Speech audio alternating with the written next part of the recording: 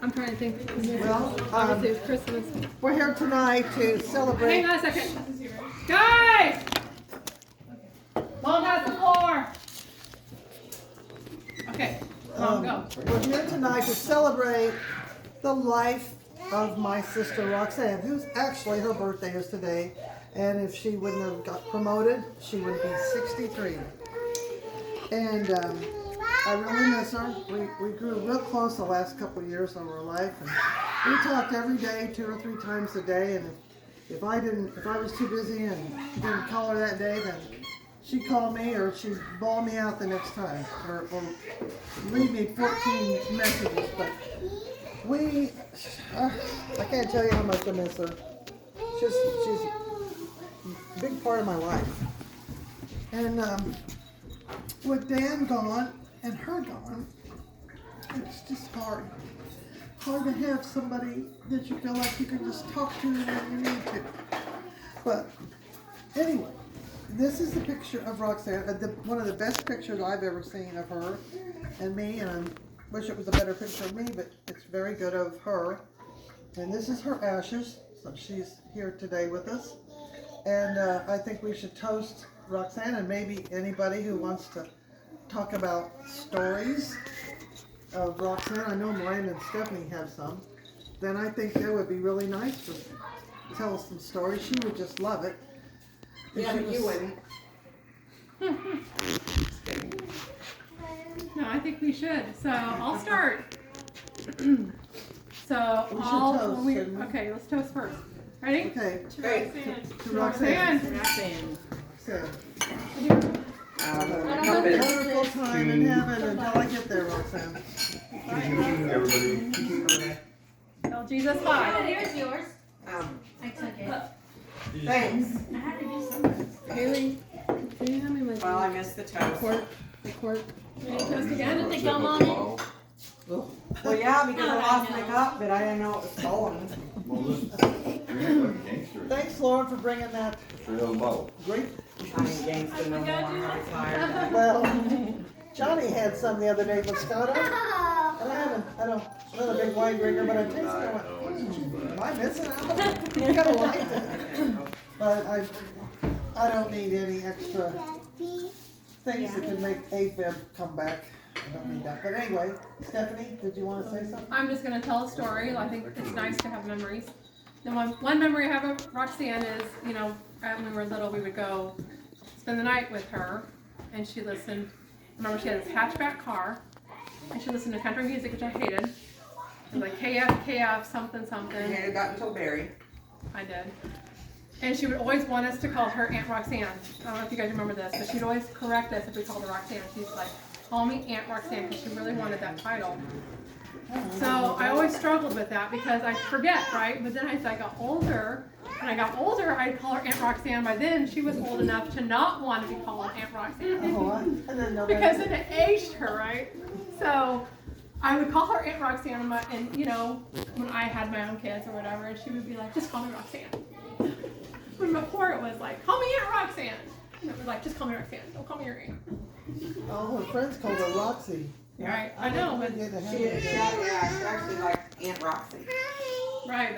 But, I mean, I was probably 8 or 9 years old when she. Do you remember she managed that apartment complex? Yeah. Her and Dan. Do you remember Miranda? Do you remember Dan throwing you in the pool? Yeah. She slapped him in the face. She slapped him No, down in the I stomach. And he had a handprint. Yeah, because he threw me in the pool. Yeah. And I almost drowned. Yeah. And I saw my life flash before me. And I got out of the pool. Oh, And I go over to him. I was probably like 8 or 9 or something. And I go over to him, and of course he's shirtless.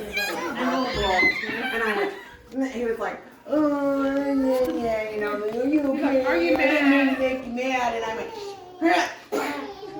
and I left a handprint, and Roxanne's like, and she starts getting on to me, and then he's like, no, it's okay, but it was like a definite handprint. It was. How did you know? Were you there? I was there, yeah. Because if you remember, Roxanne, growing up, we didn't really have a lot of aunts and uncles. You guys know this. Like Roxanne was really our only. Yeah, we didn't have relatives. We relatives we visited in Michigan, but we didn't spend the night and stuff. We didn't have a relationship. But Aunt Roxanne was really our only aunt to speak of. So we would spend the night with her. And they abandoned our apartment complex, which is where we would go swimming. And that's when he threw Miranda in the pool. Because I remember because we were there that day, all of us. I think she would take, 4 or 5 of us at a time to spend the night with her all at once. I So. don't remember that, but Yeah, no one saved me. I do remember that. And I remember it's one of my 7 near-death drowning You're experiences. not a cat. Jesus saved you.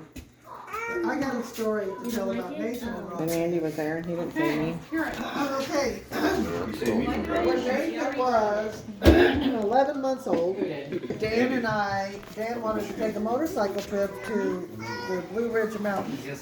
So we got the car and we packed a motorcycle in the back, a trailer. And Nathan was only 11 months old and he was still nursing, and I couldn't get him to take a bottle. So the only thing he would take out of a bottle is juice. And so Roxanne volunteered to keep Nathan, and I think Grandma kept the rest of the kids.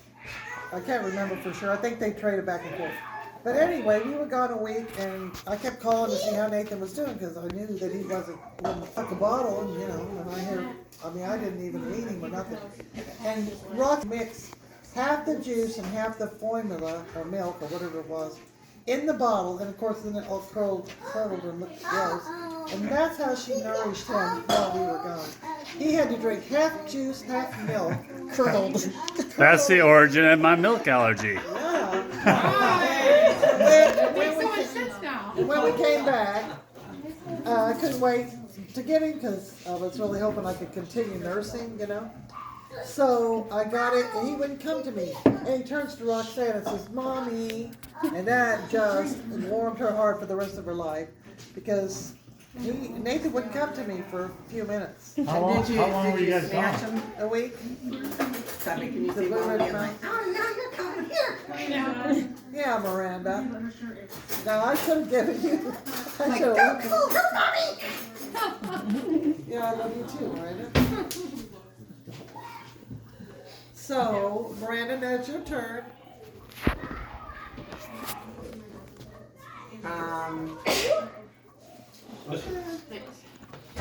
Like, I don't really have a specific story. Well, I don't know, I'm just very thankful that I, got to kind of break the, Roxanne hasn't wanted anyone to, come around her, for a long time. Because she didn't like how she looked. that wasn't the whole reason. Well, that's what she told me when we would talk. She didn't like how she said she lost all her hair, which she didn't. She said she got fat, she looks old. She just would always make excuses when I would say, let's meet for lunch, or let me come over. She didn't want me to come over because she didn't like, she said she always kept a good house, that she didn't like, not keeping a good house. It was frustrating for me over the last years that I really missed her because she was a big part of my life growing up, and man, she was like a cool aunt. She'd come pick me up, and it was like I was just gonna have the time of my life. Like all weekend, it was like a cool aunt. I don't know. She would just the conversations, and she'd tell me about like I don't know guys or whatever, and this and that, just kind of her relationships and. I would always babysit like her friends' kids so that they could go out. Like she always liked having me around. I remember her Riviera. She was just such a cool aunt. She'd come over, pick me up in her 2-door Riviera, and we'd just cruise. And she was. I remember her like turning 30, and I remember her saying, "Oh my gosh, I feel so old. I'm turning 30," and I'm like thinking in my head, "Yeah, you're really old." And I don't know how old I was, but I just thought that was so old. And now I'm like, how dumb was I to think that 30 was old? Yeah, well, you were a kid. But she had surgery in August, at the end of August, and I was like so shocked that she was gonna let me come to her house, let me come see her. And I just feel You know, I think sometimes things happen where, you know, that person doesn't know that they're gonna die. You don't know that they're gonna die.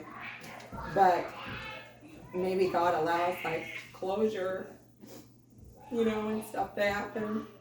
I've heard of other people say that, and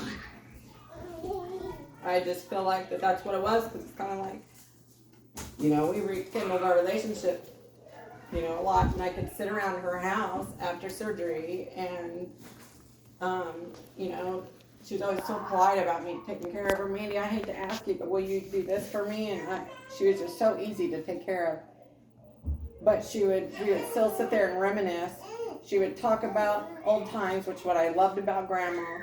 Grandma would talk about, you know, just way back when and historical stories. And I do feel very blessed to have all that. And then the fact that she, you know, I think I told Mom I didn't think that Roxanne maybe wanted me to have the family Grandma's recipe of the peanut brittle, because I'd asked Roxanne for it a few times, and Roxanne immediately texted me and then called me and said, Mandy, I want you to have it. I'll totally come show you. So in December, she came and showed me, you know, their tricks and brought the recipe. And Was it before Christmas? When yes.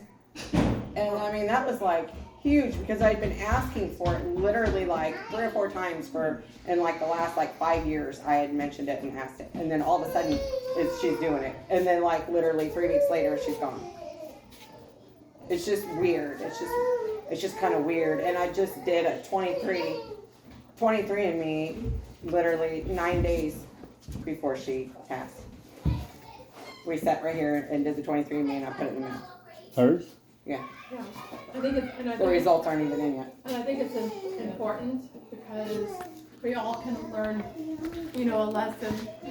Because I came home from Ryan's house one day, or the last time I saw Roxanne was when I came home one day, and Miranda was here, and Mom was here, and Roxanne was here. I was in a bad mood, so I could hear Roxanne in the kitchen. And I didn't come in here because I was in a bad mood, so I was in my room. And about 15 minutes after I got home, Roxanne left, and she came by my room, and she said, I didn't get to talk to you, because I stayed in my room, right? She goes, I didn't get to talk to you, but I just wanted to tell you that I'm leaving. I said, okay. So I stepped out in the hallway, and I gave her a hug, and I told her I loved her. And that's the last time I saw her. And thank God that I did that.